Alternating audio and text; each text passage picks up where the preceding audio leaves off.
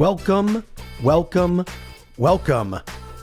Pat Hilton and Zach What's up, Hoffman. Pat? How are you, sir? Doing well, doing well. Happy Monday. Happy Monday. We're rolling and we're rolling. It's a beautiful day. It's a beautiful day to be alive. It is. Schools are ready to close out. You know, kids are ready for summer. Totally, dude. And that's the whole game that we talk about is marketing and making sure that we are putting ourselves out there into the world and helping people understand that they've got an opportunity to get their message out. So we are live all over the planet now. Live video starting on Facebook. Mr. Zuckerberg has now connected me to his Facebook network. Thank you, Mr. Zuckerberg. So we are live all over the world. Zach Hoffman and Pat Hilton exults in the building, and it's all about marketing. For sure.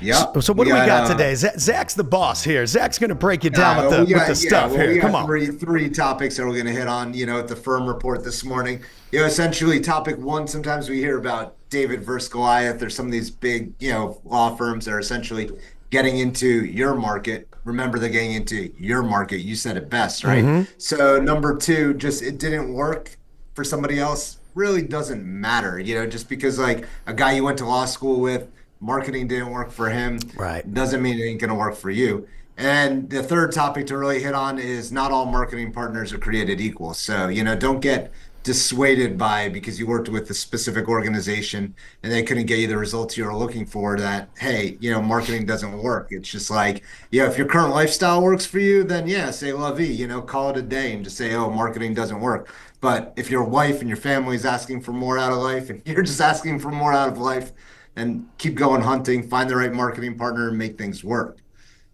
Yeah, I mean, there's so much opportunity out there, and we've talked about your creative branding skills a lot lately too, and your ability to really focus in on something, analyze it, break it down into bullet points, and magnify the positives so that you can shine and outshine your competition.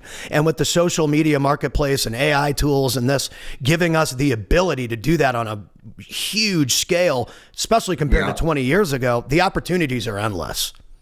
Oh, for sure. It's definitely, look, there's so much information and data out there. You also have AI, which is augmenting everything and anything from a lot of various perspectives. You're foolish if you're not using it or testing things in it.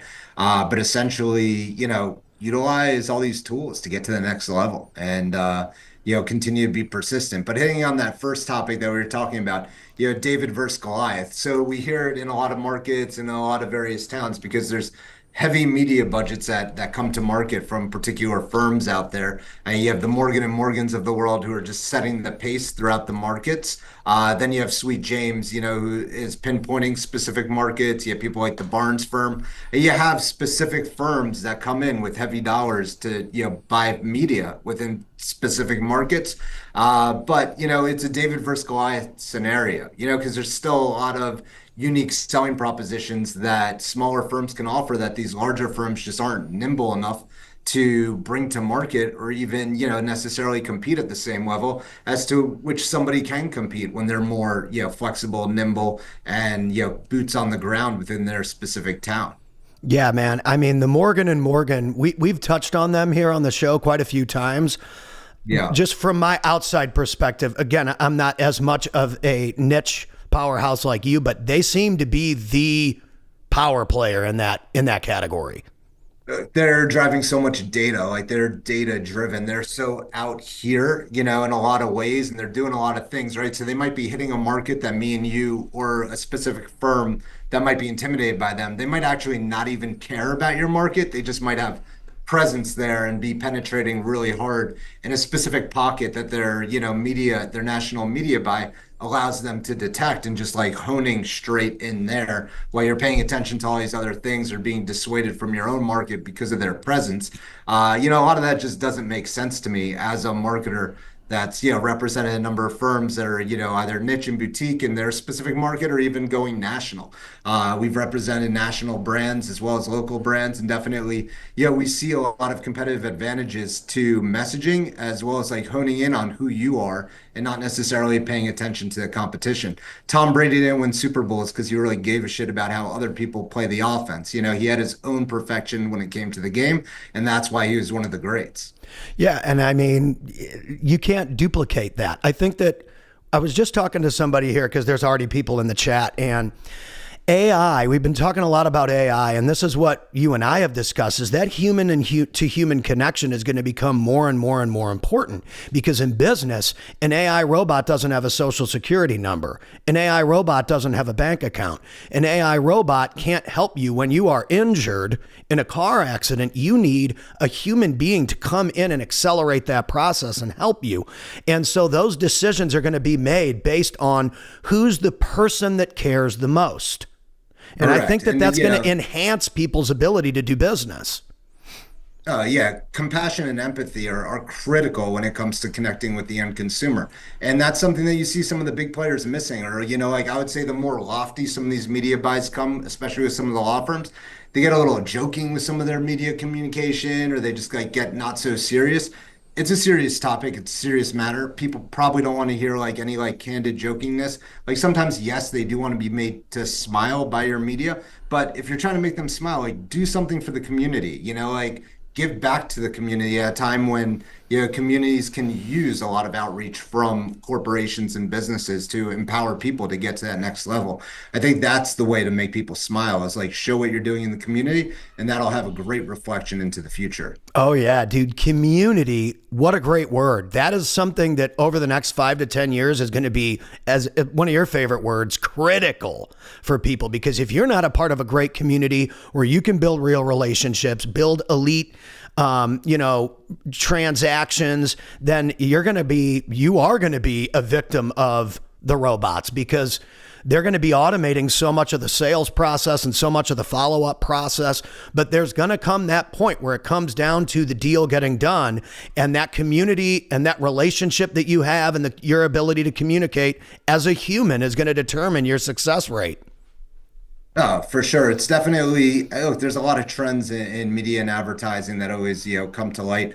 But, true, like consistent messaging that actually like hits at the heart and really like pulls at chords. You can't beat that. No way. Those are the things that win in marketing communication and in winning new customers and clients. Totally, dude. Winning new customer and clients. We were doing a test with some AI follow-up, and a lot of the times the calls that we were listening to, people wanted to talk to a human. They didn't dislike the fact that the robot could communicate well, but they're like, listen, thank you. I want to talk to somebody. Well, it's good for like cold outreach, or at least like hitting that like warm point until you hit to where you want. Then you persist with your key and then communication. But essentially, as we hit on from the beginning here, it's like really looking at like when you're faced with the David and Goliath situation. It's like look at your competitive advantages of what you can talk to. Like if you're younger by like 20 or 30 years, like that's something to hit on. That's something that the big money competitor, all he could do is show a picture of himself from what, 1980. Like you're here now. You're the guy. So like, hit with your youthfulness, hit with your speed, hit with your courage, and definitely you want to be that next big player, to get that big case. Remember, the big case didn't happen yesterday that you're going to get. That big case is happening today or tomorrow. Mm-hmm. So focus in your message on becoming that leader of today and tomorrow, and don't worry about what the other guy's doing. I love that, dude. Attract the people that want the category expert. People are always going to look for the category expert. And that's the whole point of a great marketing agency like you guys. You're able to, like I said, you're able to analyze somebody's talent. And this was an observation someone made by watching our show. My friend Bedros, we were talking about, who watched the show and was like, you're such a great producer.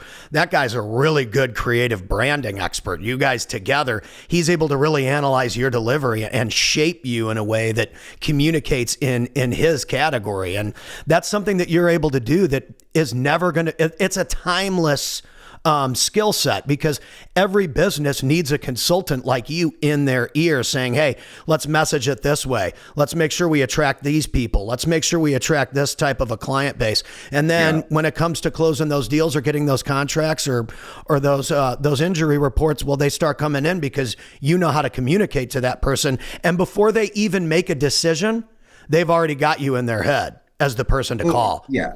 I look too. It's fine tuning that wins. There's a lot of like consultants or like growth consultants that are like, oh, was it 50, 100%, 200%. Focusing on your next like 5, 10, 20%. And I assure you in like 2 years, you're going to be way beyond where you ever dreamed of. If you can like tackle that like 5 to 10 to 20% and you're already at some decent numbers, it's going to hit right to the bottom line. And it's definitely going to get you to a whole nother catalyst and a whole nother level. And, huge success and huge growth for a lot of firms and a lot of businesses in general. It's really not that far away. It's Mm-hmm. when you start like, moonshotting because somebody told you to, that you kind of like burn at both ends and it doesn't really equate. It's really honing in on those next few percentage points, dialing in the system, and then replicating until you're just like incrementally getting better.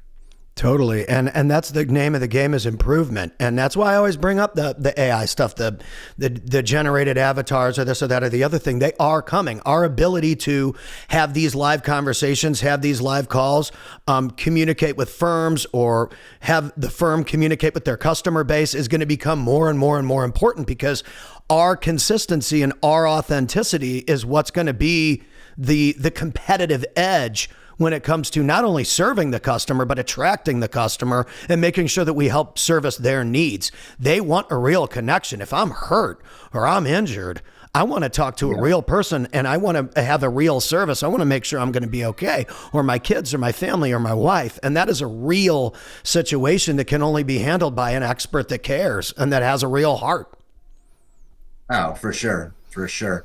To move forward onto our next topic beyond just the David versus Goliath and like how you tackle that conundrum there is sometimes we hear that like it didn't work for them, so why would it work for me? Right. There's that's a very loaded topic, but essentially, if you have it in you to continue to market and be that, get better and become more efficient and get to that next level of numbers, it's essentially it can work for you. You don't necessarily know that the guy that it or woman that it didn't work for essentially had the same heart, courage, and drive that you did to actually persist and get to the next level. Mm-hmm. Essentially, the two things don't always work for somebody, for the same people, I guess, at the same rate, if that makes sense. Yeah, totally. I mean, what works for me might not work for you. Your approach might be different for me based on the fact that that's why I love that you said that. The way that we analyze what actually works is based on the data and the metrics. And you're so good at Correct. that because you are not like a musical, creative background kind of person. We get stuck in our emotions. We love what we love. We're passionate about what we do, but the data doesn't always suggest that approach is the best for a client.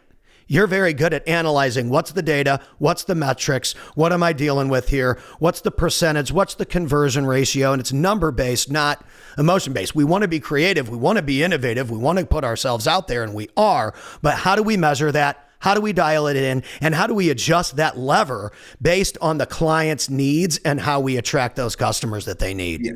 It really becomes data over drama. And at the end of the day, if you're working with a marketing partner where you don't own your marketing assets and you don't get transparent data right from the platforms, I mean, don't just question it, just effing run. Like Right. don't just like be like, oh, I'm just gonna like, take it for what it's worth. Or if they won't like introduce you to media buyers that are like assisting in brokering your deals or allow you to be part of that, communication, essentially they are spending your money. And essentially you should have more transparency into like what's going on, how the deals are breaking down, and essentially what's working or what's not working. I mean, the biggest thing is like we'll have clients that come to us that have been spending 4, 5, or 10 years with another partner, Yep. and you say, okay, cool, like let us see the data, and they're like, oh, they won't let us like take our accounts or see the past data, and it's like, well, what data do you have? Like, let's start this mystery out by like whatever data you can provide, because that is the biggest crime in marketing, is to not provide your clients with data or transparency as to what they're actually doing or buying or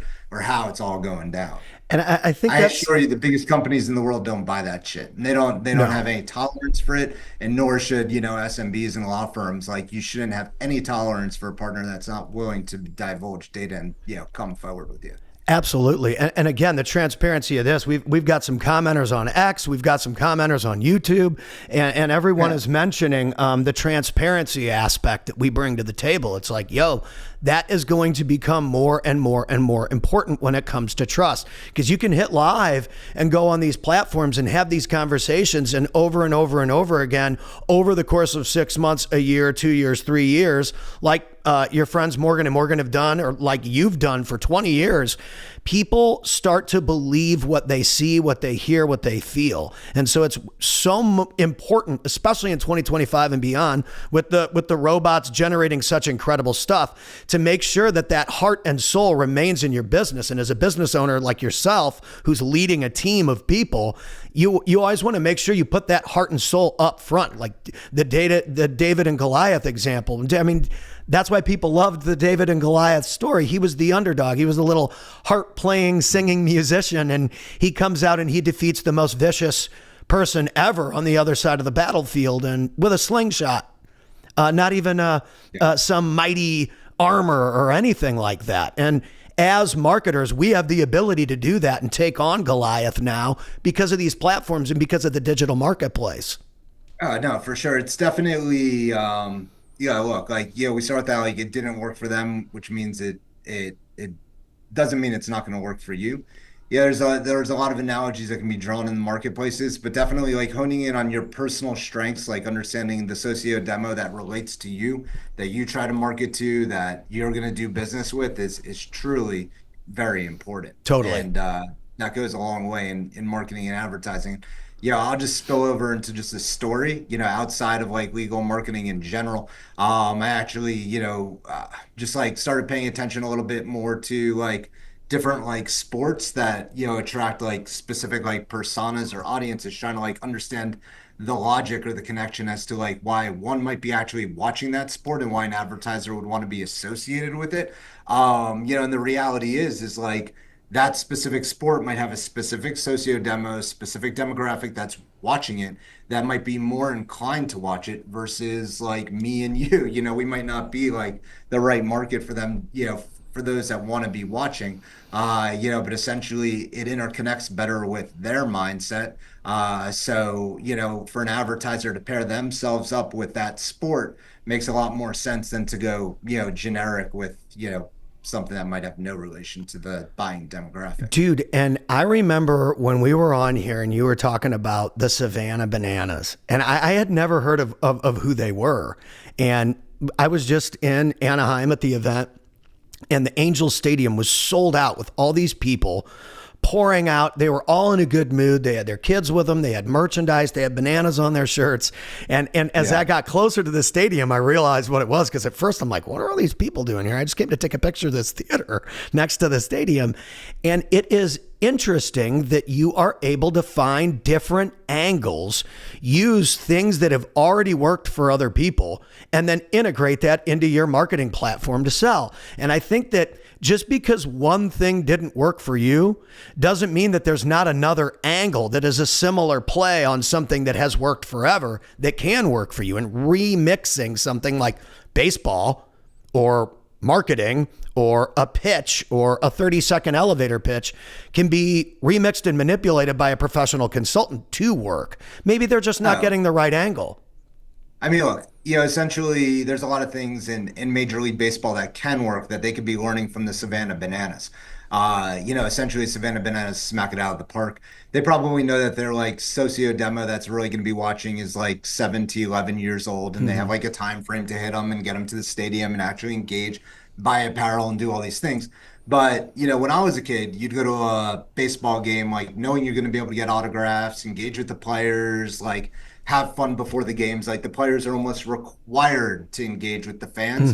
MLB is dying on the grapevine when it comes to like fan engagement and all that. The difference at the Savannah Bananas is the players are actually engaging with the audience. Like they're actually like signing autographs. They're doing it throughout the game. I'm not saying Major League Baseball should be signing autographs throughout the game, but like don't make believe the fans aren't like in the stadium or even exist. Like that's their biggest mistake right now, and that's their Achilles heel.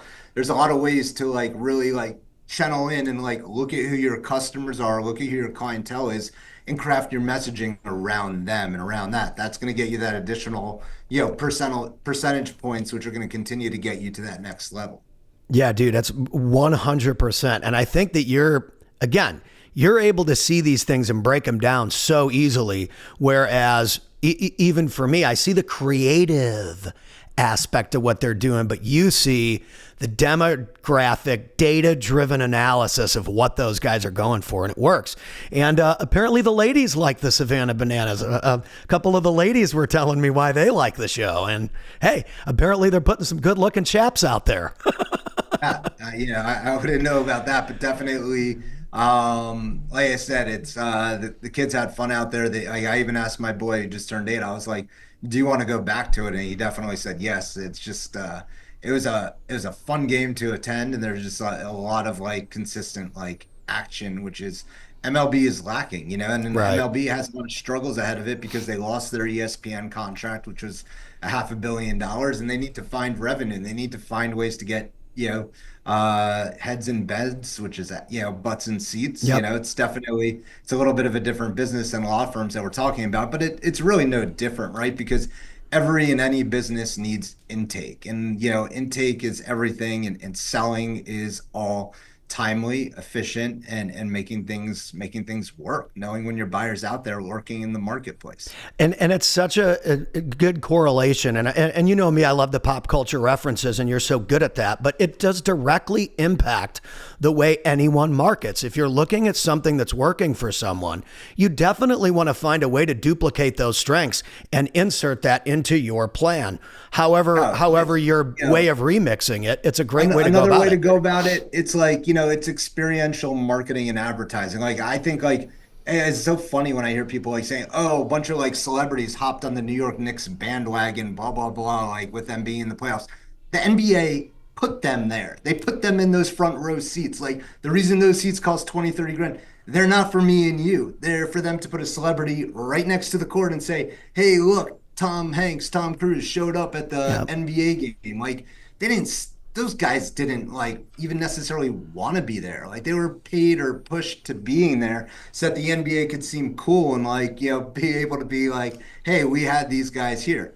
Same goes for a number of law firms. You see a lot of them like jumping on the nil bandwagon, which is like paying like a high school or a college athlete to endorse their firm or to come tour their firm.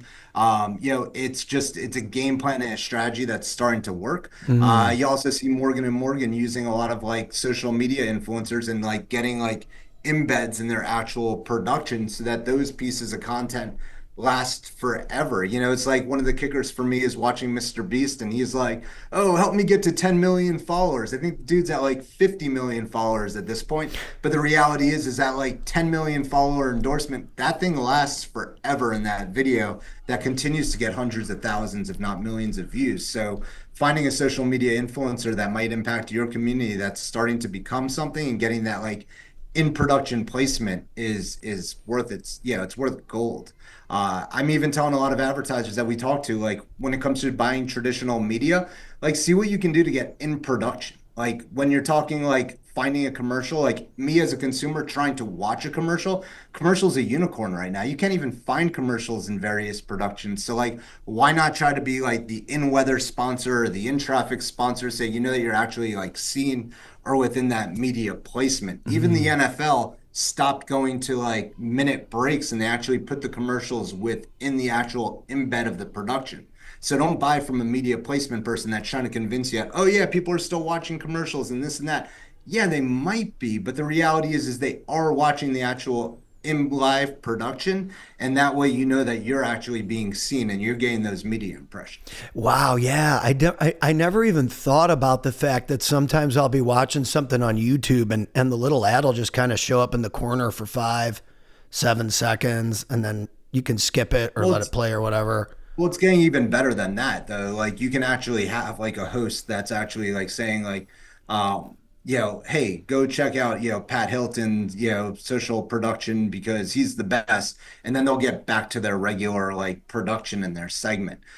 So you'll notice it that there's just a lot of like ad placement within influencers outside of those like particular ads. And then, like I was saying, even when you're watching like your traditional news media or news TV placement, you'll see like a weather reports brought to you by, so and so injury law firm, or traffic Right. report brought to you by this injury law firm. Yeah, and the firm will also get the 30-second commercial that plays after the fact if the, consumer actually sees it. But you have to understand a lot of consumers might not be seeing that like after the fact 30-second commercial. I love that, dude. So I pulled up Mr. Beast. He has 400 million subscribers On on YouTube. YouTube, and his cover photo is just a picture that says "subscribe for a cookie." That's all it says. It doesn't even say Mr. Beast. He might send you a cookie. Yeah, maybe he will. But Got some dude, good chocolate out there. that's funny. I mean, we're talking about it because think about it. If you're the reason why I brought up, what if your little clip, you're Morgan and Morgan, let's say, and it plays on one of Mr. Beast's videos. Again, I don't know that that's their demographic. I don't know that that's the right call. That'd be something for you to analyze. But how many people could potentially see your business compared They to did it in right compared to an MLB commercial or whatever? well, they did it in like a bass fishing. There's a guy who does like fishing production, like bass fishing production. They did a Morgan and Morgan for the People placement, and this kid's videos get like millions of views. Mr. Beast was saying he tried to price what like an in placement ad would cost for somebody, and he said there's really no advertisers that can afford it. Yeah, but what's interesting though too is like if you're a big CMO or marketing chief at a lot of companies and you're watching what Mr. Beast has done and the number of brands that he's spawned and being the youngest self-made billionaire, you gotta be kicking yourself in the ass for ignoring like the production and everything that it takes and still having blinders on that you want to make believe the guy doesn't exist. Like shame on CMOs and even CEOs who are just kind of like ignoring the trend of like what they're doing from a production level to get to, newfound heights. Absolutely. I mean, the guy is he's played that angle, and I mean, he could attract any marketing he wanted. He is the voice. His placement at grocery stores and in the airport when it comes to his chocolate bars better than Hershey's and One any of hundred those major percent. chocolate One companies. hundred And like, percent. how did that happen? Right. And if you're at Hershey's and you're at, any of those big brands, it's like, shame on y'all for losing that space to them, but like, good luck getting it back. And like, what's it going to take you to get back for not hopping into the social game earlier and just blowing your wad on a Super Bowl ad or whatever it is? Because it's just easy to spend your ad budget that way. It's like, shame on you. That ain't the way to do it. No way. And the tortoise versus the hare is kind of like a David and Goliath analogy too, where hey, slow and steady, like you said, blowing it on a big Super Bowl ad when you could have cut that up and really spended that on targeted demographic ads that converted better. Or content creation. I mean, it's like, look at like Gary V. Like, look, you can't afford Mr. Beast for like media consulting and production, but Gary V does make himself available. If you have the budget to do it, like, then that's probably the play for some of these, CPG companies to start to do, or, cloning, people like him. But at this stage in the game, you can only watch Mr. Beast as an outsider and just try to like pick up all the clues and hints he drops from either his interviews or watching the actual productions themselves. And all those productions could be recreated by a number of organizations to, keep pace. You look at a lot of companies that are dying on the grapevine, like trying to get people in stores or trying to get people to like do certain things. And they have all these, they have all this like overhead that they're trying to I guess justify. But it's as we get more and more competitive going here into 2025.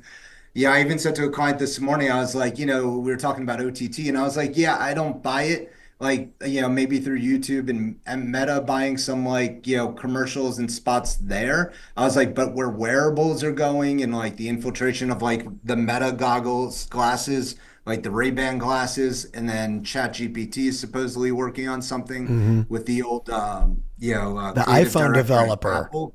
Yeah, you're going to see something big from a wearable perspective there. That's going to change the media game pretty dramatically. And you're going to continue to just see things evolve, but stay on your feet, stay nimble, and just really keep cracking down on creative. Yeah, creative's the game. And Gary Vee encourages it. I mean, if you don't have a budget for somebody, get your phone out and start posting. Yeah. Start talking to those people. We had a guy running around. He does some real estate in Amarillo. He's filming all over Amarillo, making himself available. He wants to be the Nice. Amarillo guy. Good for him. Be Yeah, that person. even Be the go-to. even you talked about Savannah Bananas, like, study them a bit to see what they're actually doing. It's funny because if you talk to people when you actually go to a Savannah Bananas game. And I encourage you, if they don't come to your town and you're a marketer and you want to understand it, like travel to a game and go see it firsthand. But the reality is if you talk to a parent sitting next to you, oh, my kid's been watching this for 6 months and been wanting to go to the game and do this, Hmm. it's like the kids are driving the dream of like actually going to attend and be there and see it firsthand. Like it's no secret to, a lot of like the success stories and the blueprints that you see. Yeah, success leaves a lot of clues. Dude, totally. And like you said, analyze the creative that's already working for other people and integrate it. That's just remix it. Give it an old Oh, for remix. sure. Like we even talked about, Morgan and Morgan, here a couple times. It's like even Mama Morgan's on some of the radio ads, like talking, and like Big Papa Morgan's still in the ads. Like they've tried to put the kids in the ads. Yeah, like, no offense, like people don't last forever, but like they are still going to that generation, Mama and Papa to drive the brand. The kids have not been able to carry it. And that, should ring the ears of all these young aspiring attorneys that are coming into big settlements. Like, get out there and ring the fucking like ring the bell. Like, Yep, don't be like cautious about it because there's a big guy that's 70 years old in your market. Like, grab the bull by the horns and get nimble and do what you got to do. Get your hands absolutely. dirty. And dude, like you said, I mean, I think that time has changed to where we used to look at an older person and be like, "Oh, he's old, he's out of touch, he doesn't get it." And now, I think people's perception has totally shifted and we're like, "That person's got the experience. That's the person I want to be around. That's the person Yeah, I I want to mean, take look, advice from." the challenge with the internet is like it does create a lot of myths of like people that are like working to not work. I assure you, the people like what's always struck me, and I've worked for 100 millionaires, even billionaires, and like what strikes me is like those guys are never working to quit or they're never working to stop. So if like you're working to have an end goal to stop, eh, study up. Like the reality is like those that really make it and break the bank, like don't stop. And even the guy that tells you he stopped, he's still working. He's just working in a different way. And Right. he's, pitching that dream. But the reality is like, yeah, if you're going to make it to that next level, you're going to run through the finish line and you're going to keep running because it gets a lot more fun when you have like the flexibility to keep doing what you want to do. Yeah, and a lot of those people, they have the leverage that they didn't have 25 years ago and they want to utilize that leverage to multiply their results. Oh, they dreamed about getting there. They didn't dream to get there and stop. Like, Yep. what are they going to do? Like, that's not how they had fun in the first place, and that's not how they're going to have fun, and then at that next set. So it's like, just keep going, keep persisting. It's like kind of even like Mark Zuckerberg said, he was just like, when he got some of those buyout offers originally, he was like, I like my social media company, and if I took the buyout, I'd go start another social media company, but I like the one I have. So Right. that was his logic in like sticking with Facebook. And it's a good thing he did because he empowers a lot of businesses and has really, done a great thing for the world. And dude, that's why I always every day I promote his live producer system because we use it every week. I think it's been extremely beneficial for us. I'd love to have Yeah. Zuckerberg come on here with us and tell us what we can do better, and we can tell him how much we enjoy the platform. A lot of people comment, engage, send us messages. I think his live meta for creators is fantastic. I can plug my software right into it. Sounds nice. Don't need anything but a Zoom call to connect. He's done a great job, and that's him saying, what does the marketplace need? How do I adapt the tools of the marketplace, integrate them into my platform, but personalize it to the user? Because I can tag you, it goes right to your page. It's gorgeous. It's beautiful. And so any marketer out there, you're a law firm, you're looking for clients, one of the best ways for people to get to know you is by just hearing you talk, hearing you go through the experience your customers have had, showing those case studies in real time and showing your ability to talk to the broader market, but also niche down. I think that's what we're doing really Yeah. well here, even today, is looking at huge pop culture examples, but then saying, hey, how are we integrating that into our niche?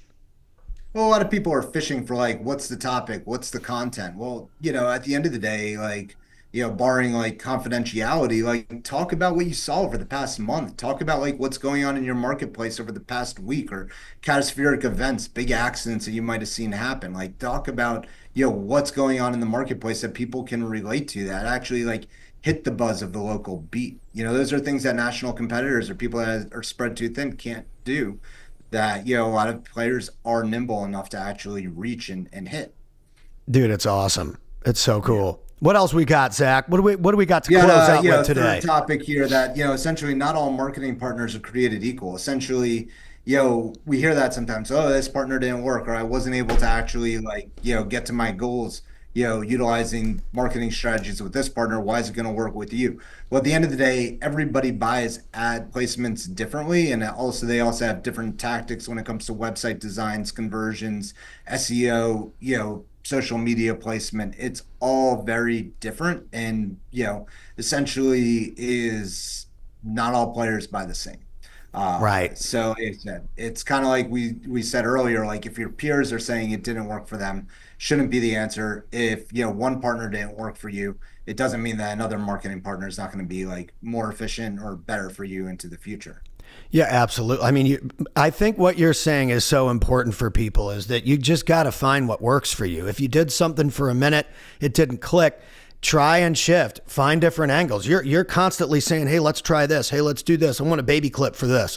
I want this. I see this trend happening. Let's integrate that. Let's talk about the pop culture stuff. Let's go wide. Let's get broad. Gary Vee just did a post about that. If you're on your podcast, go wide on some of the topics, bring it back to your niche. I mean, we're doing all the things that we're being told to do. We've got a lot of people that come on and watch. They might not like, they might not comment, but they're watching, they're texting us and they're saying, hey, you guys are doing a great job. Keep going, keep pivoting, keep analyzing the market, and keep getting out there. Because if we give people nothing to see, how can they possibly tell us what to improve? How can they possibly compliment us? And how can they possibly do business with us?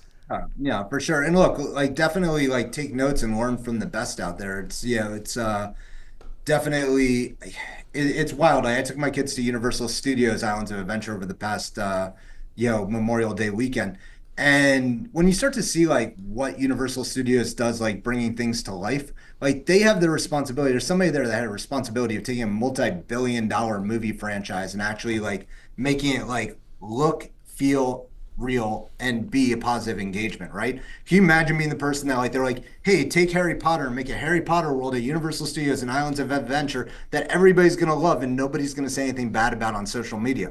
Somehow or another, somebody pulled it off. Same thing when it comes to MGM and Disney. Like they pulled off Star Wars World. They spent $3 billion doing it, but it's hard to go there and be like, they missed this, they missed that. Like the reality is like if you can't conceive it, break the ice, start to create an asset, then make it more efficient as it goes forward. Make your V1.1, V1.2, V1.3, and then take it to a 2.0, a 3.0. Like keep seeing like marketing evolutions and getting it to that next level.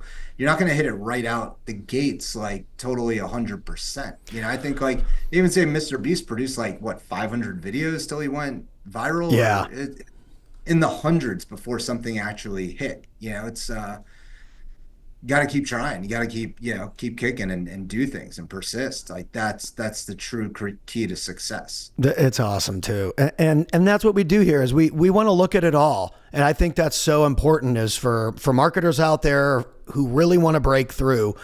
Again, you're going to be going up against people that are using Google VO or Kling or all these different AI tools that are possible. But the heart and soul of marketing, that handshake marketing, is the way you get to people's wallet, because an AI robot doesn't have a social security number or a bank account or a wallet. And it's your job to really service the individual, because that's how you're going to build that client base and that real reputation. Use all the tools you possibly can. Market the heck out of yourself.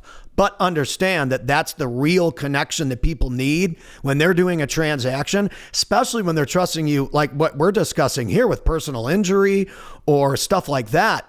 I got to talk to somebody. I got a problem here in my life. My daughter's hurt, or my wife is hurt, or my back is injured. I got a real problem here. Yeah, no, it's definitely, I speak to some clients that just want to like put more and more marketing dollars into like specific things. And I say, do some things to brand yourself, like soften the ask or like create it so like more people are asking to come see you, because you'll see bigger value in, some of those cases or like people that are actually like seeking you out. Like branding does work for various respects. It's not all just a direct response game, and you have to be careful with that. Yeah, totally, dude. I love it. What else we got, Zach? Give the people something on the way out here that they can focus on this week to win big. This week, I mean, look at, we're just going into June. So look at what worked in May, look at what didn't work in May, and fine tune from there. I know I did it for myself, and there's some things that I won't be doing again going into this May. But definitely, use this day or two to reflect on what worked for you or didn't work for you in May. That's the game. I love it. Yep. Ladies and gentlemen, the going Firm into June. Report. You know what time it is. Exalts 20. I gotta get the logo right on here, Zach. I'm gonna get that right for you. Good. But yeah, hit us up. Exalts. Follow Zach. Follow me. Get in touch with us. Let us know how we can help you. Shoot us a message, and we will see you all on the next one. Rock on.